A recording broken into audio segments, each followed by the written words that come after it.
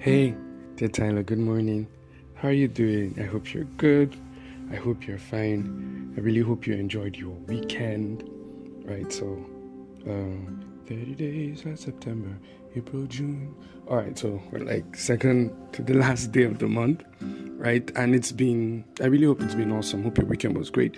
Second to the last day of the month. And I really hope you've been able to achieve a lot. We've had quite an eventful period here on Dear Tyler. I think this is the first month, probably, that we've been able to complete the whole Monday, Thursday combination. And it's been awesome. It's been tough, but then it's been awesome. And the reviews, from the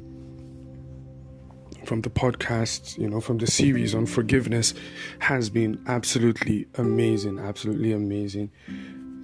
I still do have one request, and I think that a lot of people really still need to listen to this, and I'm counting on you to share it with your friends, right?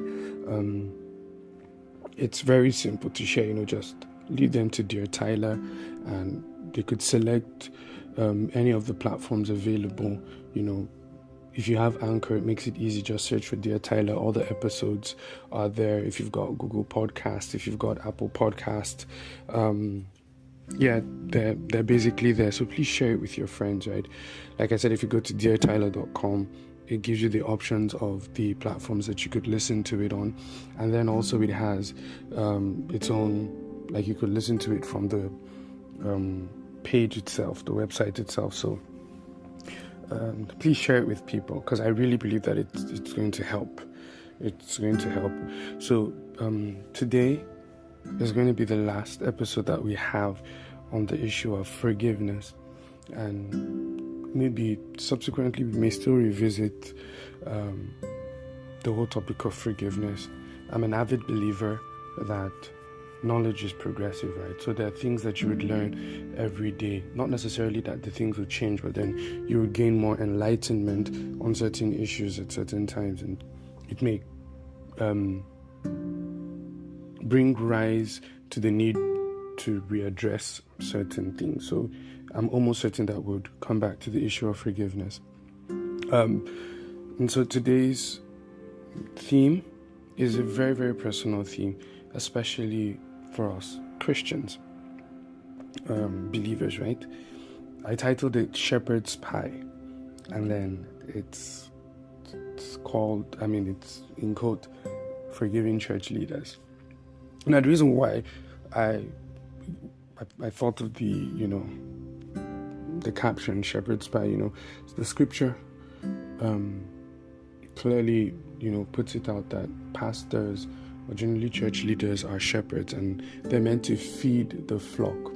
Now, there's this meal that they call shepherd's pie, outside, like in the Western world, and I do believe it has to do with using sheep as like what we call like meat pie or something. But I feel it just gave the biggest expression for what I wanted to discuss. What you're meant to take care of, you now use it to feed yourself, and something like that. But yeah, I might have gotten it wrong, but it's all good. So today we're going to talk about forgiving church leaders. Now, this is a very, very personal discussion, right? Because I've had communications with, I've communicated with a lot of people, that have had some sort of rift with the church, whether it's the leaders or the organization, and not from the point of maybe they were being rebuked for something that they did wrong, but then really comes from the point of maybe betrayal or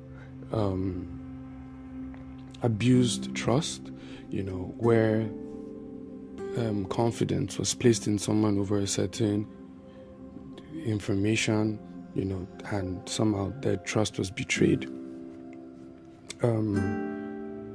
Or how, people had been typically abandoned maybe in their greatest time of need, or maybe a crisis happens and then they separate them and then they allow them to feel or to go through that pain alone. Or maybe in a moment of crisis, the church and the leaders disassociate themselves from the person, and the person is like, but you promised to always be there. So I think the best way for me to start, and I really feel that this is the best way for me to start, is to start with an apology. And this is me apologizing on behalf of church leaders. I may not be one, but I still feel the need to do so. Apologizing on behalf of church leaders and the church in general, especially if you're a listener. Dear Tyler, I sincerely apologize for any hurt, any betrayal that we might have acted on, or that we might have done at any point in time. I sincerely apologize. Only God knows what you must have gone through because of our actions. Only God knows what you must have gone through because of our actions.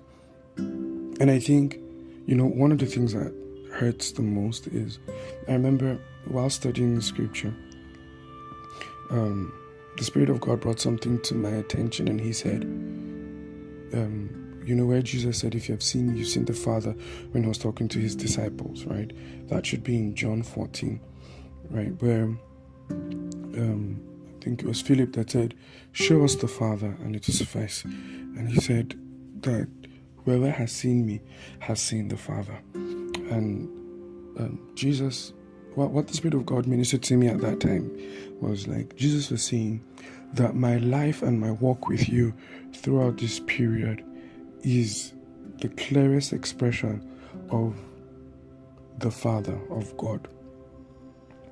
I represented in fullness the character and the nature of God. I represented it in fullness, the character and the nature of God. Now, what the Spirit of God also laid in my heart was that we as believers are the express image of the Father. And everything that we do, the words that we say, the places that we go, generally our activities, right? And our day-to-day living gives the rest of the world the impression of God. And, a lot of people say, yes, know God for yourself, know God for yourself. But we were meant to be the light that points people to God, right? Our lives were meant to make it easier for people to understand who God is. And so we must take responsibility and be like, we must have given a wrong impression about the Father to a whole lot of people. Because, especially for those that maybe had to leave the church circle, then you know that the offense that was caused didn't just damage their trust, but it damaged their faith. And I think that that's one of the most dangerous things that could happen to anyone. We live with people with day-to-day offenses, like we've said throughout the month. But whatever would make you leave the fold or stay away from brethren, it's absolutely dangerous, and especially if it was caused by the brethren themselves. Now, another thing that I've noticed is that because when we're part of the fold, and because, God is, really doing his work, building people and creating large communities of believers. When one goes, we tend to console ourselves with the 99 that are remaining. But then the picture of God is like, as long as there is one more person that needs to be saved, that would be my priority. I would go after that person. I won't just be like, it's just one. I still have like 99 others and all. When Elijah was thinking like he was the only one going through certain things where he had to fight and, stand up for God in a certain time, God brought his attention to something. It was like, you may feel like you're the only one, but there are a whole lot of other people just like you who have kept themselves clean and not decided to bow to bow, right? I have a whole lot of people that my heart reaches out to, right? So don't feel like you're the only one that you're going through certain things. You are a priority to me, but I also want you to understand that you're not alone. And just like I cater for you, I'm catering for thousands of other people, right? I'm catering for thousands and thousands of other people.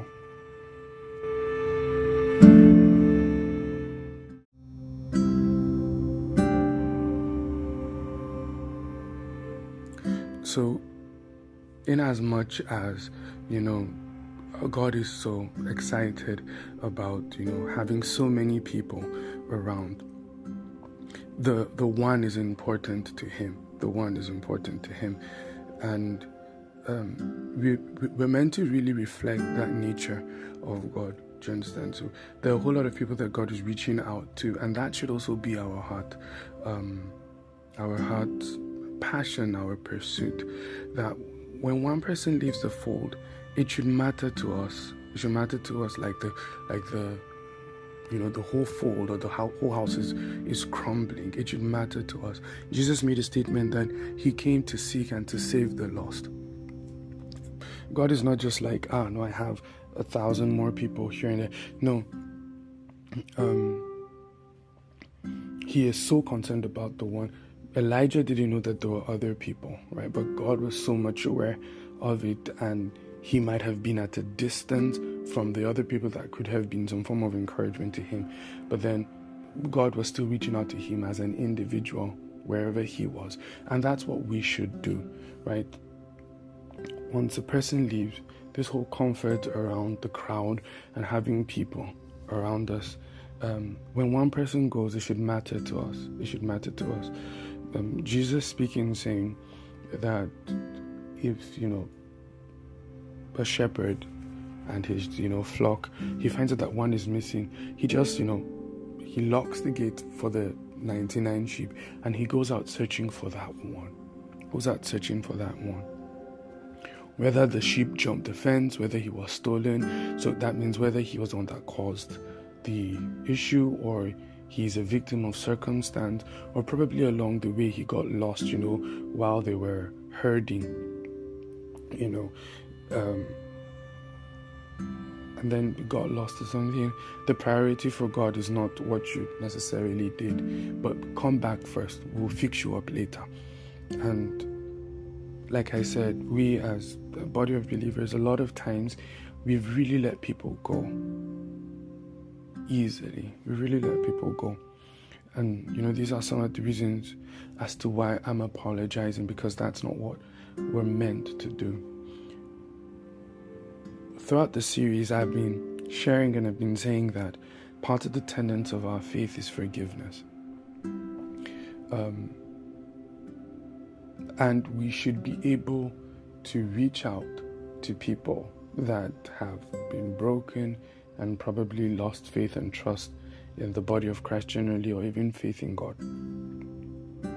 Now, that in itself is hard, but I think part of the hard things, or one of the harder things, is being in the fold and living in offense. Being in the fold and living in offense. I think this podcast, this particular episode, is for this category of people. Those that are probably, no longer part of the fold, our hearts still would reach out, and we really hope that you do forgive and you give us another chance, right? Forgive us as we forgive those who trespass against us. Do you understand? Give us another chance. As we reach out to you, don't hold the offense against us, right? We're growing, we're learning. Remember, we are as deserving of forgiveness as anybody is. Now, for those that are within a church setting and somehow have built up an offense over church leadership, now, I think it's very peculiar. These things do not just, I don't think they just happen. Most of the times, they are an attack, right? They are an attack on the church itself, especially in systems that are growing and creating a lot of impact. The enemy tries to put in all of those weeds, to choke, all those thorns, to choke the growth of believers, choke the growth of people. I think one of the important things to note is how we've elevated men, right? Men in general, leaders, male, female. How we've elevated men, forgive me. How we've elevated men. Sometimes the wonders of the exploits of God through men makes us put them on a pedestal that is no longer human.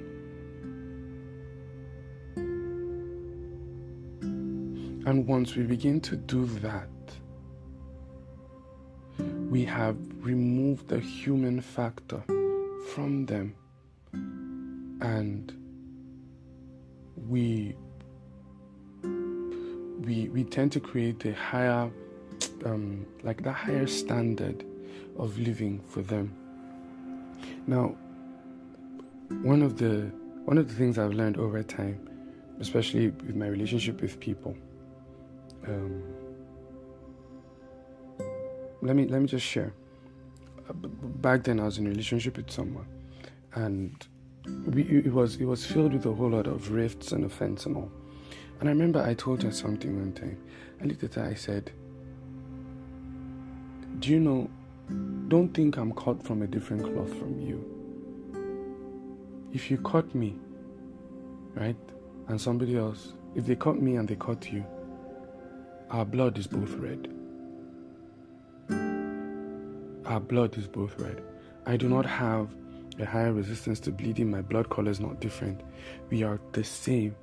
Yes, you may have expectations of me and you desire that I meet them, but remember that when you cut me, it's going to be the same color of blood that comes out."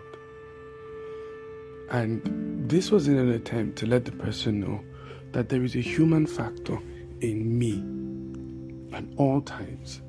There may be days that I am just that superhero, that Prince Charming, and that excellent person.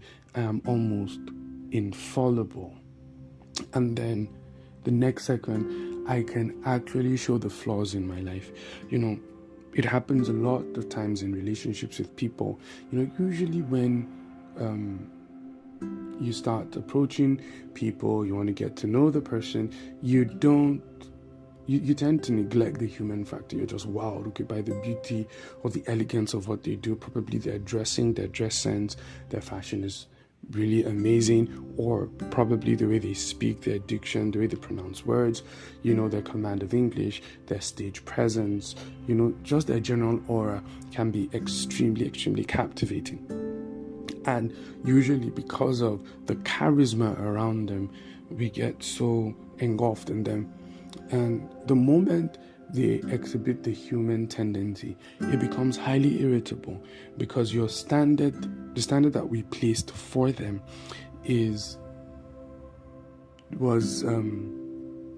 it clearly neglected the fact that they are human. And I think that that's what really gets us in trouble. I have experienced hurt from the church, and sadly, I've also been part of the people that have caused hurt to people. Now, in my causing hurt to people, it was never intentional, right? It was not a deliberate action. It was not a deliberate action at all. I could have had even more self-control. I could have watched my words better. I could have had, more perseverance, more patience. I could have, really listened more. I could have been more proactive. But then my human side really got the best of me. And it led me into doing certain things that were just absolutely wrong. And in those moments, I really reached out to the people and I said, I'm sorry, because from the depth of my heart, I was. And I wanted them to understand that I am human. Like, I didn't wake up that morning saying that, oh, I'm going to offend you. I somehow did it, and I have to grow up. I take responsibility that my actions were wrong, right? But then they were not deliberate in any way. And because I was very aware of the fact that I've offended people before, it had to open me up. God had to open me up to understanding that the same way, right, Binga, that you've offended people and sought for mercy, the same way people offend you and they deserve mercy. Even my servants, even the people that I've called to lead you, they would deserve your mercy. They would deserve your mercy. I can imagine Paul having that conversation with Barnabas over John Mark, saying, John Mark, I think he fled at a specific time, and he was, very upset with John Mark. And I'm sure John Mark, really felt like really bad, like, Paul, you have grown to a certain level. Why are you doing me? All of these kind of things, right? And then Barnabas decided to, pick up John Mark, and then Paul went with Silas. But then in the later part of Paul's life, in one of the letters, he said that bring John Mark to me because he is good for the ministry. I imagine how John Mark would have felt like this man deliberately despised me because of my human frailty. I am not as daring as he is on some certain front. His character, Paul's character, seemed to be very aggressive in the sense, aggressive in pursuit. And, John Mark would probably be like, I didn't have that kind of energy that Paul had and all. But for Paul to be able to call for John Mark, it means that somehow there must have been a level of reconciliation that must have happened, right? John Mark would have had to pardon Paul for his actions, and then Paul himself would have had to forgive John Mark for those occurrences in his life at that time. Very, very I think it's very, very instructive. Now, there was a time I think Peter did something that was wrong, and he was eating with the non-Jews. When the disciples came, Peter now left them and left the uncircumcised people and started eating with the Jews and doing, which was generally wrong. In quote, it's more of like hypocritical. And Paul, came up and rebuked him and, said all of these things. And if you notice, Peter really didn't say anything. But Peter kept on endorsing Paul, saying that he being the head of the church at that time, saying that, this encounter that Paul had is true, you understand? And, even accepting down to the message that Paul preached, even receiving the rebuke, I believe. And while Paul was teaching Timothy, writing the letters to Timothy, he said something. He said, do not rebuke an elder in public. Now, I think that that's a major thing because Paul must have had a change of heart. And I believe that somehow he might have reached out to Peter, right? And you'll be like, and Peter, sorry, I for bursting out in that kind of manner, right? It was actually uncalled for. Now, these things would happen. When you remember that people are just human. I learned something very, very very, very powerful from Apostle Selman, though I still read it again from Peter Tan. It was very powerful about the 4 living creatures, being the 4 dimensions of God and his reflection in us, or rather more of the 4 dimensions of man, right? And the first is the lion, talking about your royalty, your kingship. The second is the calf, talking about servanthood. The third is the man, talking about your humanity. And the fourth is the eagle, talking about your divinity. And that frailty of man must always be remembered. No matter how powerful a person is, no matter how many exploits an individual has done, right? When you remember that individual is still a man, and you create that same space for error in their lives as you do for others, right?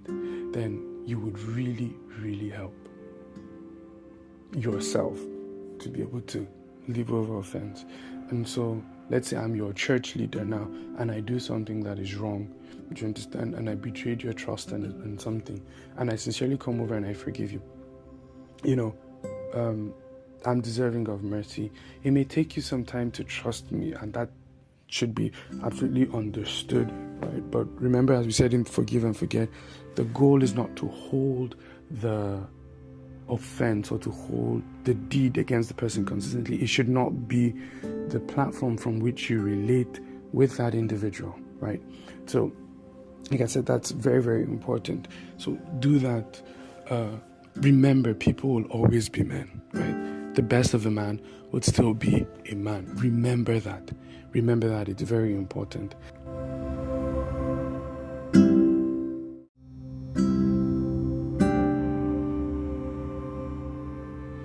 Okay, so now on the flip side, there is something I think that really gets to a whole lot of people, and usually it's in the pursuit of loyalty to church leaders or people of influence.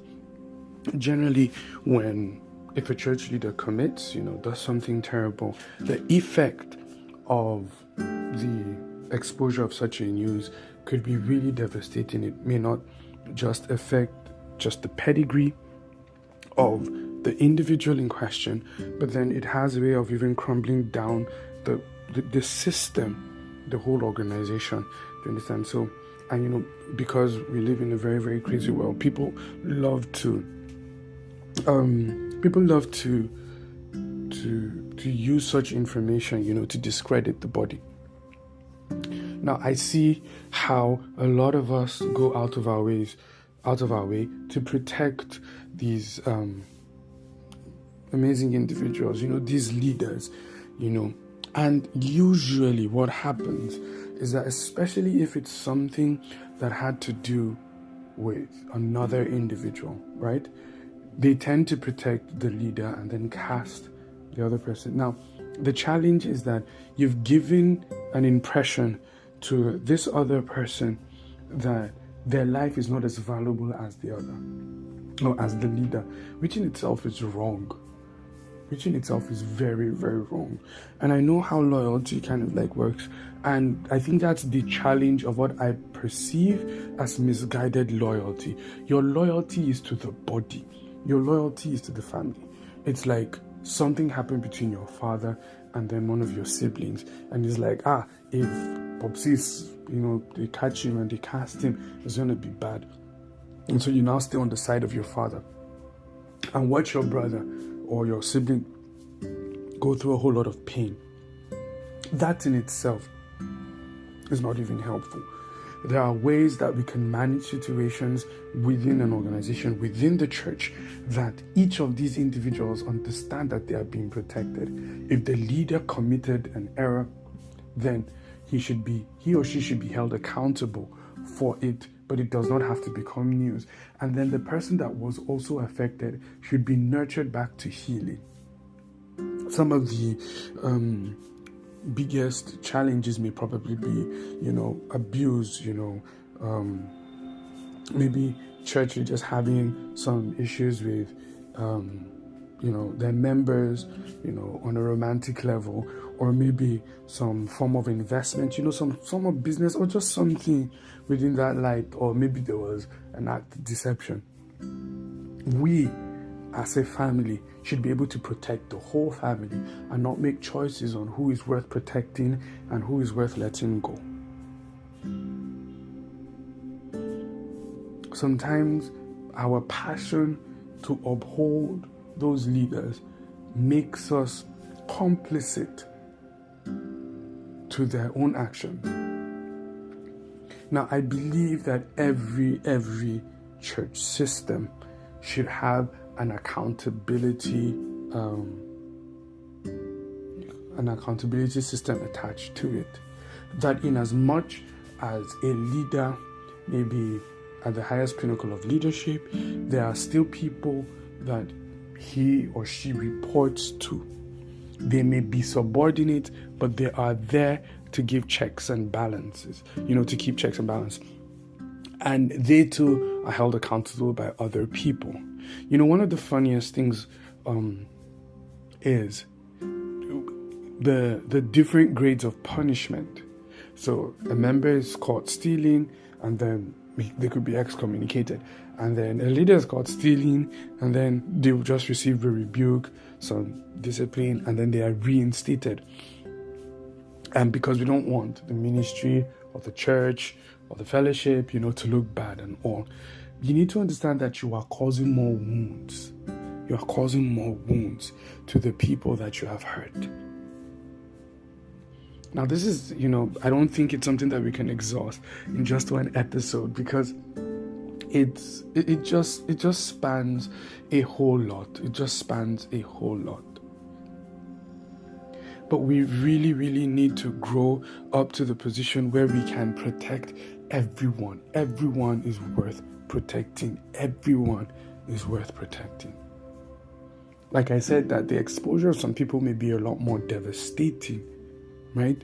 But imagine that one person that leaves with offense begins to sow seeds of discord. I think that's one of the things that really, really hinders us as a body. Most times when people leave ministries, it's because of either one offense. There wasn't this, it wasn't like on a mutual level, like, okay, maybe God is asking you to branch out. For some of them, it was just like, this place was really, really toxic for me, and I had to go. And naturally, whenever you just, when that person goes to other places, like I said, they can begin to sow seeds of discord. So you as, the members of an organization, ministry, or whatever, you're excited that you've preserved the name of your ministry, but it's only internally. It's only internally. Because trust me, whatever offense that you commit in the life of someone, especially when you hurt them deeply, right? Trust me, it's no longer just between you and that person. A whole lot of other people know. Right? A whole lot of other people know. They're probably just more, how do I put it? They've just decided to be a lot more mature about it and not really say much. But to ever think that you are the only person, or you've covered it up completely,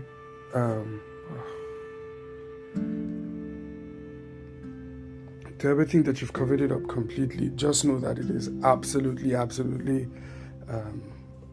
it, right? And so we really need to get to points where we offer the same mercy for the leaders to the members. And even as leaders, we do the same thing, that we do not end up having favorites for whatever reason. Do not give the people in your custody, the people in your care, don't ever give them the liberty to think that different people hold different spaces in your life, right? In as much as, yes, it's clear that levels of relationship differ, but if, especially when it comes to rebuke, it should be clear that there is a standard. It should be clear that there is a standard. So, for the people that have been offended, if we can remember that people are just men, maybe not just men, but people are men. They are also men. When we can remember that, it would really, really, really help us in relating with everyone. You get, so that we can create that space for them to make, mistakes, honest mistakes. We can create that space for them to make honest mistakes. And then again, just have a large heart for people. Have a large heart for people. Remember, forgive us as we forgive those who trespassed against us.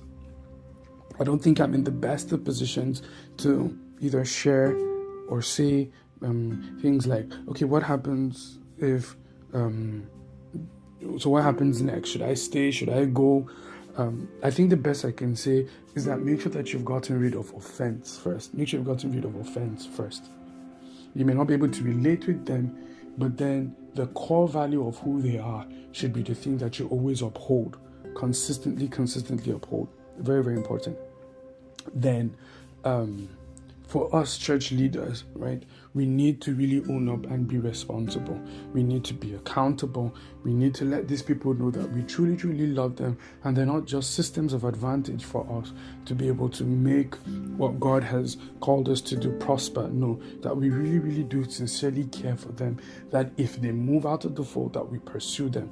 If they make an error, that we rebuke them in love, and that we ourselves are also held accountable. It should not be hard for us to say that I am sorry and I apologize. What I have done is wrong. It should not be hard for us. It's very, very important. Let us not be the ones that are feeding off of the inheritance or feeding off of the assignment that God has given us. No. The Bible says that a worker is worthy of his wages. The person that employed you would pay you. You should not pick out of the things that you were called to cater, to feed on. It's absolutely wrong. It's absolutely wrong. So yeah, this is a very deep topic, and I'm sure we'd have a larger discussion with some other people, some other speakers. I think we'd have a real larger discussion. It would really, really help. It would be the best. Let's hear it from different perspectives, and maybe even get people's stories. I really do think it would help. I really, really do think it would help, right? So we're done with our forgiveness series. It's been awesome. Like I said, we'll still revisit it, and you could always go back through the topics that we've shared. I think they would really help. On Thursday we're going to start a new theme, right? And it's going to be a theme on prayer, and it's really, really going to be fun, like as usual, right? So please remember to share this podcast with everyone that you know. Let everybody know what's happening, and the things that we get to discuss. Share this knowledge with other people, right? So this is me signing out, Tyler. Remember that I love you, I believe in you, and I am always rooting for you. Have an awesome day. Bye.